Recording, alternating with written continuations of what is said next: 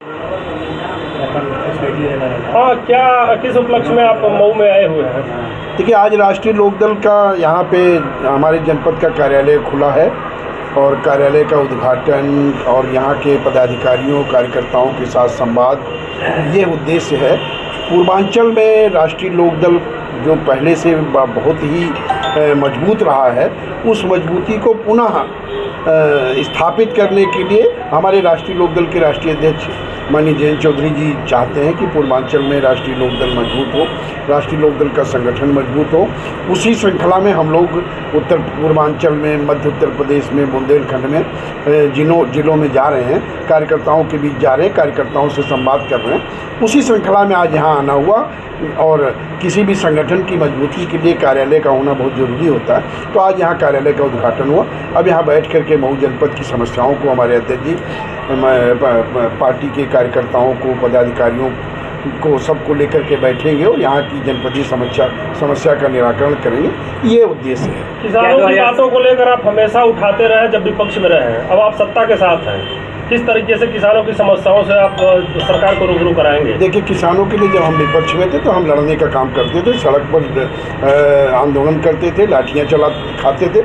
अब हम सरकार के साथ एनडीए में हैं, एनडीए के सहयोगी हैं। हमारे जो सिद्धांत थे राष्ट्रीय लोकदल किसानों को लेके, नौजवानों को लेके, अल्पसंख्यकों को लेकर के जो भी सिद्धांत राष्ट्रीय लोकदल का रहा है वो आज भी बरकरार है। उन उद्देश्यों को लेकर के हमारे नेता माननीय जयंत चौधरी जी एनडीए में गए हैं।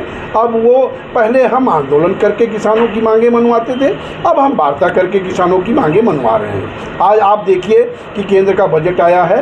केंद्र के बजट में किसानों के लिए बहुत भारी बजट दिया गया है, किसानों के विकास के लिए, किसानों के उत्थान के लिए। और अभी हमारे राष्ट्रीय अध्यक्ष माननीय जयंत चौधरी जी उत्तर प्रदेश के मुख्यमंत्री से भी मिले और उनसे भी किसानों की समस्याओं पर, गन्ना किसानों की समस्याओं पर, आलू किसानों की समस्याओं पर और उत्तर प्रदेश के विकास को लेकर के उन्होंने चर्चा की। आप देखिएगा कि इसके अभी बहुत सकारात्मक परिणाम आपको देखने को मिलेंगे।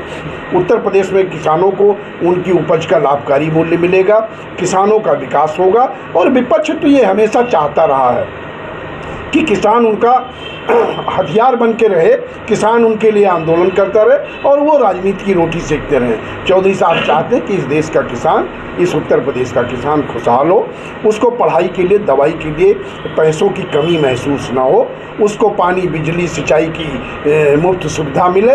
ये इन सारी चीज़ों को, इन उद्देश्यों को लेकर के हमने एनडीए से समझौता किया है और एनडीए में आने के बाद उत्तर प्रदेश में, देश में किसानों की खुशहाली आपको दिखाई पड़ रही है और आने वाले समय में आपको और चीज़ें दिखाई पड़ेगी जब आपको लगेगा कि उत्तर प्रदेश में गन्ने का मूल्य बढ़ रहा है, आलू का समर्थन मूल्य आ रहा है, आलू किसान खुशहाल होगा, गन्ना किसान खुशहाल होगा, धान गेहूं का किसान खुशहाल होगा। और किसानों को तो सरकार सम्मान निधि पहले से दे रही है। तो हम लोग किसानों को खुशहाल बनाने के लिए एनडीए के साथ आए हैं और देश का, उत्तर प्रदेश का किसान अच्छा महसूस कर रहा है। आप कह रहे हैं कि किसानों को ढाल बनाकर विपक्ष राजनीति करता था, आप भी विपक्ष में रहे तो इसका मतलब आप भी किसानों को ढाल बना के राजनीति करते थे? नहीं, हमने किसानों के लिए, हमारा उद्देश्य, हमारा सब कुछ किसान के लिए समर्पित है। हमारे इस दल की स्थापना स्वर्गीय चौधरी चरण सिंह ने किसानों के उत्थान के लिए की थी और 4 दशक लग गए। आपने सवाल पूछा तो जो किसानों के हितैषी हैं, 4 दशक लग गए। कांग्रेस की सरकार इस देश में रही लेकिन किसान मसीहा का सम्मान नहीं कर पाई।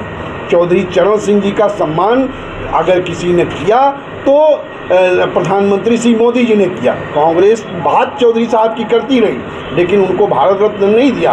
भारत रत्न देने का काम प्रधानमंत्री श्री मोदी जी ने किया, एनडीए की सरकार ने किया। और इतना बड़ा सम्मान, खेत खलिहान का सम्मान कांग्रेस भी कर सकती थी लेकिन उन्होंने नहीं किया। वो केवल बात करते थे कि चौधरी साहब बहुत बड़े नेता हैं, लेकिन सम्मानित करने का काम नहीं किया, खेत खलिहान की बात नहीं की।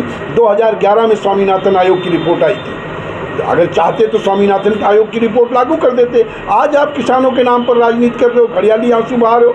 और जब स्वामीनाथन आयोग की रिपोर्ट आई, हमारे स्वर्गीय नेता चौधरी अजीत सिंह जी लगातार प्रयास करते रहे लेकिन उनकी आवाज़ को जो है नहीं सुना गया, किसानों की बात नहीं सुनी गई। अगर स्वामीनाथन आयोग की रिपोर्ट लागू हो गई होती तो आज किसानों को खुशहाली न मिल जाती। आपने नहीं किया। आप बात कर रहे हो कि हम आएंगे तो ये करेंगे, जब थे तब क्यों नहीं किया?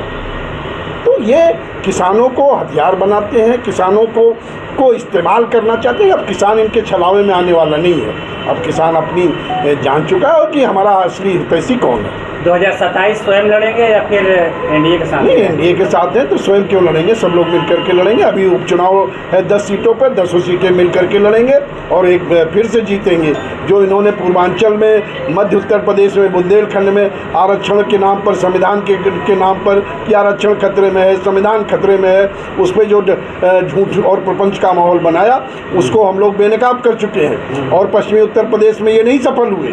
पश्चिमी उत्तर प्रदेश में राष्ट्रीय लोकदल और भारतीय जनता पार्टी ने, एनडीए ने मिलकर के उसको रोक लिया, लेकिन पूरब में, मध्य उत्तर प्रदेश में, बुंदेलखंड में इनको सफलता मिली। उपचुनाव में देखिएगा इनको फिर सफलता नहीं मिलेगी, क्योंकि देश की जनता, उत्तर प्रदेश की जनता जान गई है कि ना तो आरक्षण खतरे में, ना तो संविधान खतरे में। अयोध्या में जिस तरह से वो इस चर्चित मामला चल रहा है, जो गैंगरेप पीड़िता को लेकर, नहीं, अब अयोध्या कानून अपना काम कर रहा है। अब उसमें भी जो है क्या विपक्ष से पूछ करके सरकार जो काम करे क्या? जो अपराधी है, अपराधी की न कोई जात होती न धर्म होता है, वो तो उसकी चर्चा करना भी गलत है। इतना जघन्य अपराध है, उसमें जो कानून काम कर रहा है उसको कानून को काम करने दीजिए। कानून, उसमें जो है राजनीति नहीं करने की जरूरत है। ये बहुत ही घृणित है, इसकी जितनी निंदा की जाए वो कम है। और उन अपराधी जो भी हो उसके खिलाफ जो भी कठोरतम कार्रवाई हो होनी चाहिए। पूर्वांचल की बात कर लिया जाए, जहाँ पे आज ऑफिस का उद्घाटन किया है, तो इस समय देख लिया जाए कि पिछले चुनाव में बीजेपी को हार मिली थी, तो आपकी पार्टी के आने से और यहाँ पे रहने से क्या वो मजबूती मिल पाएगी इस उपचुनाव में और अगले 27 के चुनाव? देखिए, पूर्वांचल हमेशा से, जब राष्ट्रीय लोकदल के संस्थापक स्वर्गीय चौधरी चरण सिंह जी रहे, तो पूर्वांचल में जो है पश्चिम से ज़्यादा ये बागपत कहा जाता था कि ये पूर्वांचल में बागपत की स्थिति में है। तो हमारे लिए ये उर्वरा भूमि रही है पहले से, और हमें उम्मीद है कि आने वाले समय में 2027 में यहाँ पर भी आपको हमारे लोग लड़ते नजर आएंगे।